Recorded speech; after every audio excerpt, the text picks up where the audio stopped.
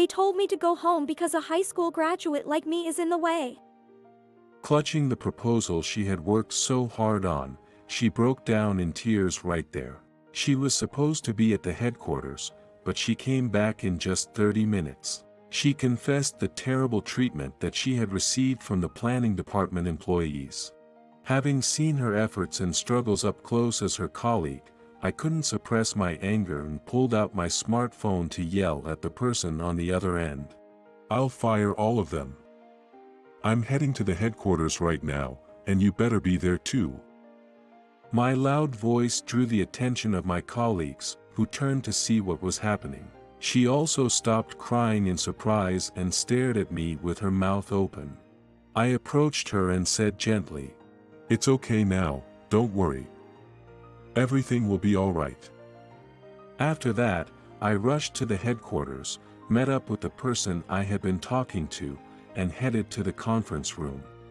"My name is Chris Saunders. I've been working at the branch office of Snowflake Confections, a major candy manufacturer, for about 3 months now. At my age 64, I was transferred from the headquarters to this branch. The other employees seem to think I'm a cast-off from the headquarters, basically, a demotion. I knew they were gossiping about me behind my back, but since I wasn't being harassed, I didn't mind. However, it was a bit disappointing that the rumors made it difficult to communicate with my colleagues, as they kept their distance. Amidst all this, there was one person who would always talk to me warmly. The person was a woman named Hannah Watson, who works in accounting. Good morning, Chris. It's a bit hot today, isn't it? Good morning, Hannah. It's already October, but it feels like summer has come back. Hannah joined the company as a contract employee right after graduating high school, and this is her 4th year here. Since I came to this branch, she's been very proactive in talking to me. Hannah continues to check on me from time to time. Nowadays, we even have lunch together during breaks and chat about various things. Hannah is always bright and cheerful, but she actually has a painful past of losing her parents in a car accident. One day during a lunch break, she shared her background with me, saying, Everyone knows about it anyway. According to her story, her parents died in a car accident when she was in middle school, and she grew up in a foster home after that. Snowflake Confections regularly donated sweets to the foster home, and she looked forward to eating them. Everyone at the foster home was nice, but sometimes I felt down. But when I ate Snowflake sweets, it strangely cheered me up. After that, she studied bookkeeping at high school and joined Snowflake as an accountant, fulfilling her dream. When she talks about Snowflake sweets, her eyes sparkle, and I can tell she really loves this company. One day during a break, while talking with Hannah as usual, she said, I wish Snowflake could make a candy like this. And started sharing her new idea for a candy. It was such a novel idea that I couldn't help but exclaim in surprise. That's an amazing idea. Hannah, you have such a rich imagination. Your work in accounting is great, but I think you'd also be great in planning. Hannah's face lit up with happiness, and she shyly said, Actually, I've always wanted to work in planning. That's great. Have you talked to anyone about transferring departments? No way! I can't. She shook her head in a panic. I've never done any planning work before. Besides, I only have a high school diploma. Education doesn't matter, I said firmly, placing a hand on her shoulder. What matters is your passion for Snowflake sweets and your ability to come up with products that make customers happy. You have both of those, don't you? Do you think so? I do. How about entering the candy idea you told me about into the company's upcoming competition? The company's competition! Her eyes widened, and she exclaimed in a surprised voice. She must have been really taken aback by my suggestion. You know the company holds an internal competition once a year, right? That competition is open to everyone, regardless of their employment status. If you really want to work in planning, you should definitely give it a shot. I could see her heart was swayed by my enthusiastic encouragement to enter the competition. Even if it doesn't work out, it won't affect your current life. I think it would be a great experience for you. After contemplating my words for a while, she lifted her head with determination. You're right. Nothing starts unless I give it a try. Chris, I've decided. I'll submit my idea to the upcoming company competition. That's the spirit. If you have any questions, I'll help you out. Feel free to ask, okay? Yes. Thank you so much. I watched her respond energetically with a heartwarming feeling. Given her talent and motivation, I was sure she would do well in the competition. After that, I taught Hannah how to write the proposal and helped her prepare for the company competition. Despite participating in the competition, she didn't neglect her regular duties and completed her proposal while managing her accounting work efficiently. She not only had passion and talent but was also a hard worker. Finally, Hannah's proposal was completed.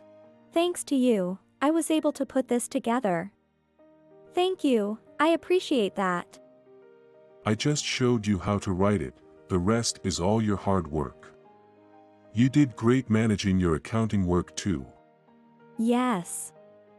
Holding the proposal to her chest, she almost started crying, hastily wiping her eyes. Seeing her like that made my heart swell with warmth. So now, I'm going to submit the proposal. Watching her leave the room with enthusiasm, I felt a sense of accomplishment as if it were my own. A month later, Hannah received an email from the headquarters. The email was to inform her that her proposal had passed the first screening. Chris. I did it. I passed the first screening. Way to go, Hannah. I knew that idea would make it. We held each other's hands in joy, and I blushed, feeling embarrassed for being so giddy at my age. Hannah looked oblivious to my embarrassment, and continued excitedly. Next is the presentation at the headquarters. I've never done a presentation before, so I'm really nervous. Okay, so, how about practicing with me until the big day? Really? Of course. Now that you've come this far, we've got to get that proposal approved. I'm already dying to try that candy. She laughed at my joking comment and expressed her gratitude.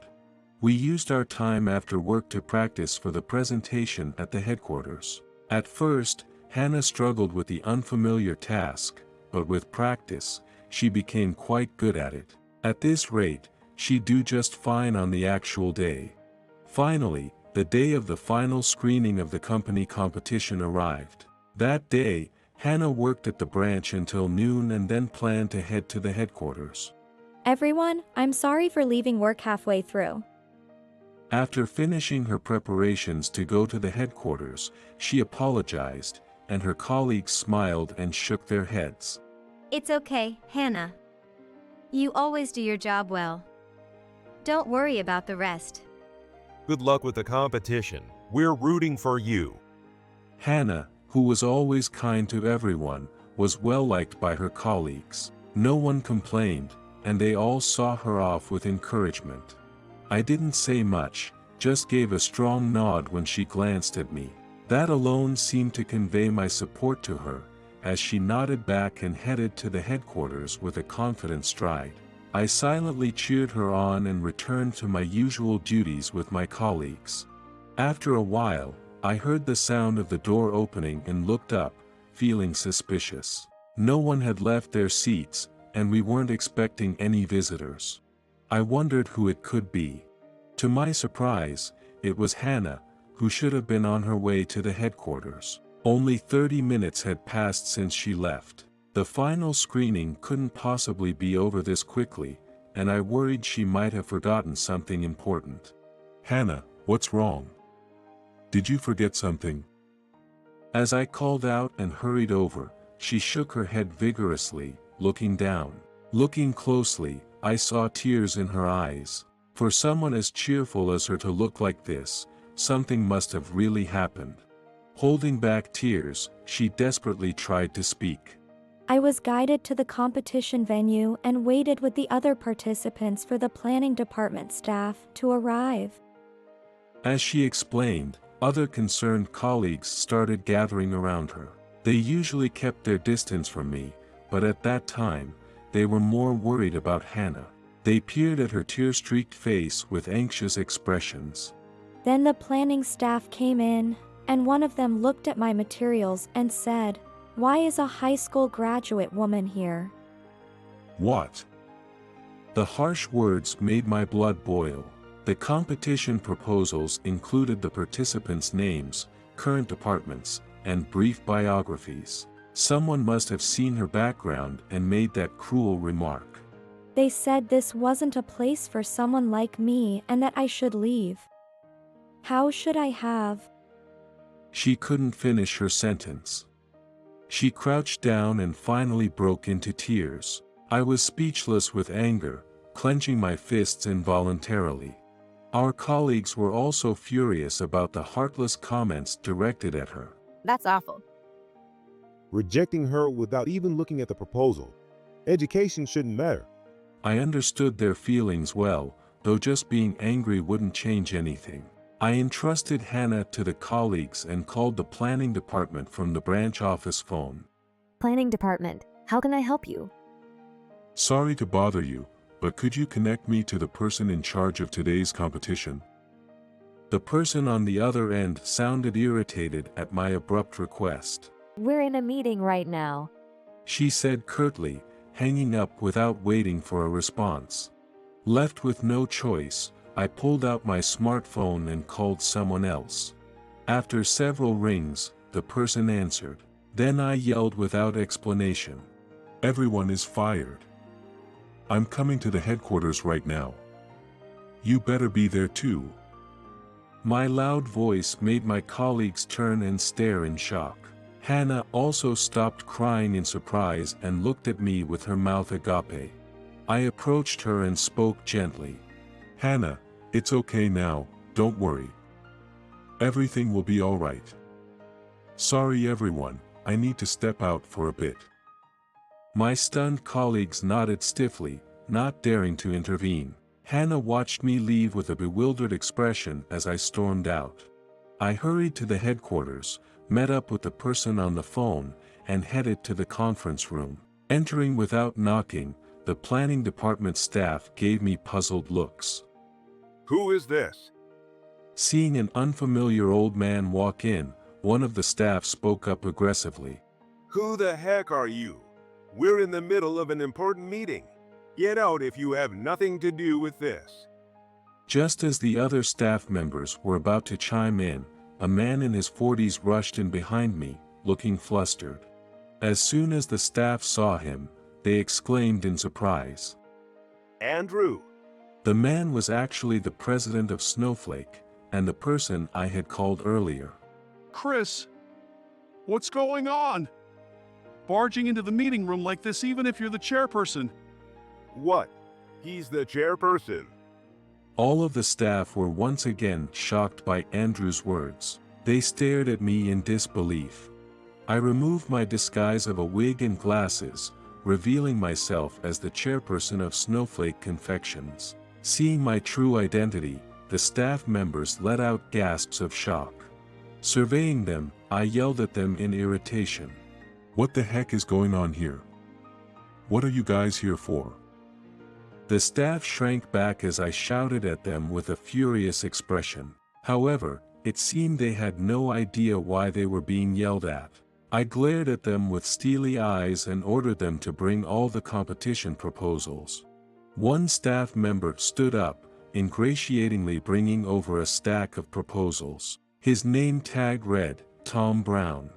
Here you go. I snatched the proposals from Tom and quickly flipped through them. For some reason, no matter how much I looked, I couldn't find Hannah's proposal. Are these really all the proposals? Absolutely. They are all excellent ideas worthy of Snowflake. I shot Tom a cold glance as he answered proudly. At that moment, there was a knock on the conference room door, and a female employee entered, pushing a cart with water bottles. In fact, she wasn't just carrying water. She quietly handed me a bundle of tattered papers along with the water. I didn't miss the brief moment of tension on the faces of the other employees when they saw it. What's this? I found it in the trash. I believe it's one of the proposals for today's competition. The proposal had Hannah's name on it. Seeing that what she had worked so hard on had been thrown away only fueled my anger further. Oblivious to my rising fury, Tom spoke with the same ingratiating smile. Oh, that must have been a mistake. It was like an elementary school essay, and we couldn't understand why it was submitted. As he spoke condescendingly, the other staff chuckled in agreement. Okay, an elementary school essay, you say?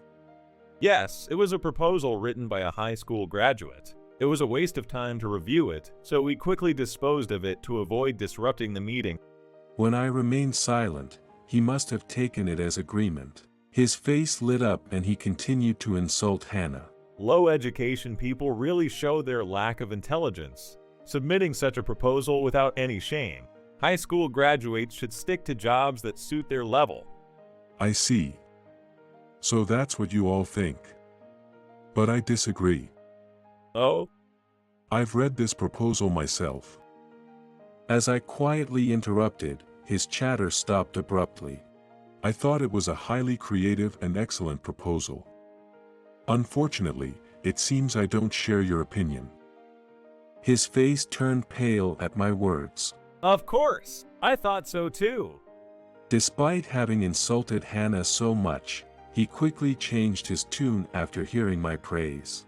Rubbing his hands together, he desperately tried to explain himself. Well, it's impressive that you recognize the proposal's value. It's wonderful. I also noticed its potential.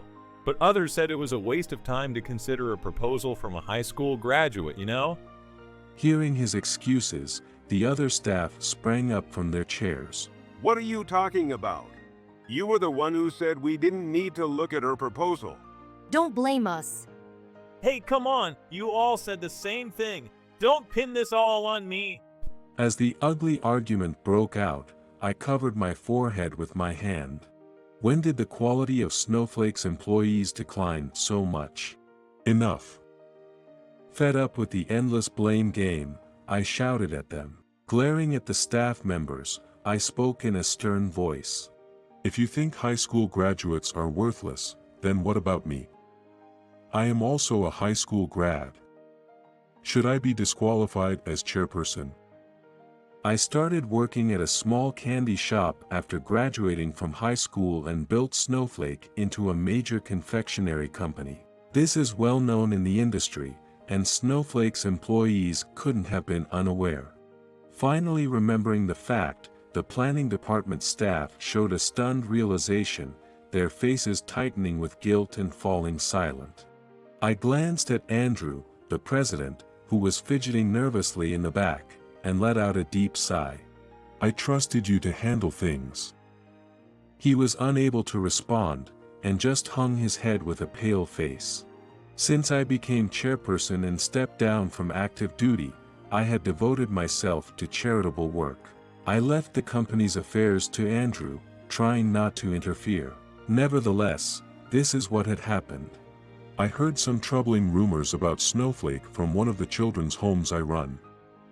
Do you have any idea how shocked I was to hear that? Since starting my charitable work, I had purchased several children's homes and became their director. One of those homes was where Hannah had spent her school years. I had never met her, but I knew from the staff that a former resident was working at Snowflake. One day, during my usual visit to the home, a staff member told me something surprising. The other day, Hannah, who joined Snowflake, came to me with a problem. She said she might be let go before her 5th year. Did she make some kind of mistake at work? Typically, when a contract employee is let go, it's because they caused some kind of loss to the company. I thought that might be one of those cases, but the staff member shook her head. No, she hasn't made any major mistakes. And it's not just Hannah. Other employees are being let go before reaching 5 years. What? I raised my voice in surprise. At Snowflake, there's a system that allows non-regular employees to become full-time after 5 years if they wish. However, recently, it seems non-regular employees were being let go just before reaching 5 years. I couldn't believe it, but the staff member at the children's home didn't seem to be lying. There was no benefit for them to lie about such things. This meant there was a high possibility that something bad was happening at Snowflake, leading to these rumors. Had the Snowflake I cherished changed while I was away? If so, I couldn't let it continue. To understand the internal situation, I decided to secretly inspect the company. I chose the branch where Hannah worked, thinking it was fate. After briefly explaining how I ended up here, I looked at the pale-faced Andrew and other employees. I didn't want to believe that Snowflake had become such a company, but it seems the terrible treatment of non-regular employees is true. That's not true. We were just trying to protect Snowflake's reputation. Despite sweating profusely, Tom desperately tried to argue. Even in this situation, he refused to give up, showing some resilience. Unfortunately, we don't need employees who look down on others just because of their educational background. What do you mean by reputation? Well, I mean putting capable people from top universities in important positions. Don't you get it yet? It's people like you who are ruining Snowflake's reputation. At my shout, Tom fell to the floor in shock. If you think those who ruin Snowflake's reputation don't need to be listened to, then we don't need you here. Get out now. Oh no. Tom and the other planning department staff collapsed in despair as they got effectively fired. After that, I commissioned external investigators to look into the president and planning department employees to root out the company's problems. The investigation revealed multiple victims, including Hannah, who were harassed and mocked for their education or employment status. How disgraceful. It turned out that the female employee who had retrieved Hannah's proposal from the trash was also one of the victims. Like Hannah, she was a high school graduate and had been denied planning work and relegated to menial tasks because of her education. That day, she sympathized with Hannah, who was being ridiculed for her high school education, and brought the discarded proposal out of a desire to help. From now on, she also will be able to work in a position that matches her abilities without being discriminated against for her education. Tom and the other staff in managerial positions, who were the main culprits of the harassment, were all dismissed. Even the employees who were not actively involved but still participated in the harassment were transferred to branches in rural areas as a form of punishment. These branches have a higher number of non-regular employees compared to the headquarters. It will be good for them to experience the work environment there firsthand. The investigation also revealed that the HR director was terminating non-regular employees' contracts before they reached 5 years. He disliked the increased labor costs that came with making non-regular employees full-time and ended their contracts before they could apply for permanent positions. Even though increasing labor costs temporarily would lead to greater company profits if talented individuals became full-time employees, the HR director acted foolishly.